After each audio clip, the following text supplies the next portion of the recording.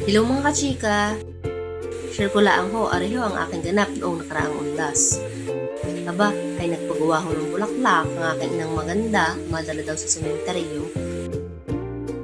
Yan ho, mga dahong uyan at mga bulaklak na yan ang aking pinaglalagan. Di kay ho, pandalas ako.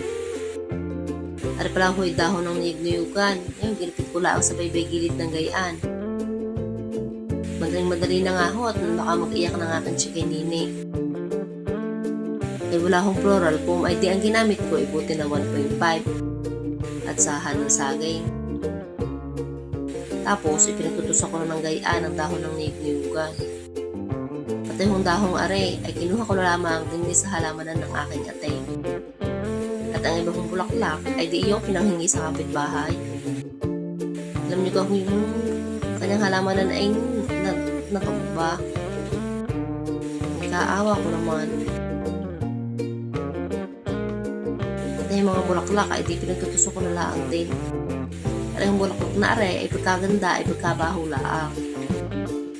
Yan ho, iniintay ng aking ina ay pandaras na rin. Hindi mo makatangke at baka ako'y magarutay. Hindi ho, joke lang.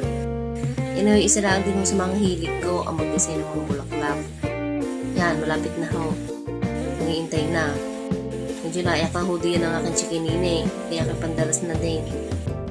Yan ho ay nakita ko lang sa YouTube. Ako yung humilig humanood ng mga gayang-gayaan. Tapos na rin ho ang isa. Ay dalawa nga pala ho aking gagawin. Isa sa aking lula at isa sa aking pinsan. Yan, konting remedyo na laang.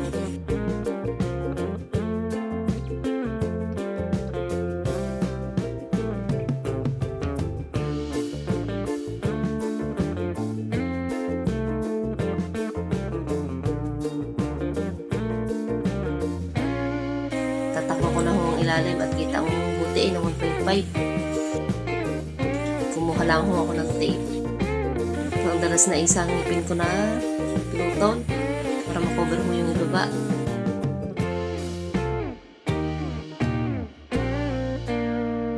Aba, teka, panis na lang ako na rating pa sa camera nagpakit. Ay naman na. Pareho, nasa pangalawa na ho.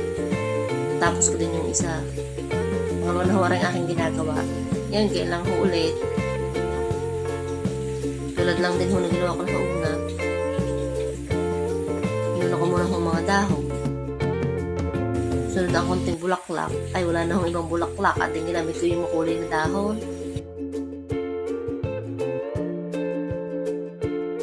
Yung una ho, i-touch of yellow, tapos i-touch of red.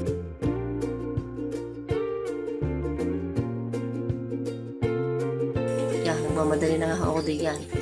At malilate na daw ang yun, kita niyo ko sumilip na. Katagal daw ng aking bulaklak. Eh, paano kang hindi? Bago ko pala simulaan. Kaya magpababa ni chikinini. At nga, matatapos na din. Yung baba na laang ay aking ulit tatakpan para hindi kita yung 1.5. Kunting remedyo na laang. Yan ho.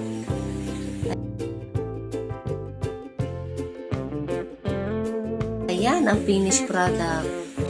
Diga? Ano masasabi ninyo? Kaya ginaano ha? Sa bibili pa? Yan Di na iyan. Sana'y magustuhan ng aking lula at pinsan. Ay, ayun lang ho. Salamat sa panonood mga kachika. Sa next vlog ulit ho. Bye!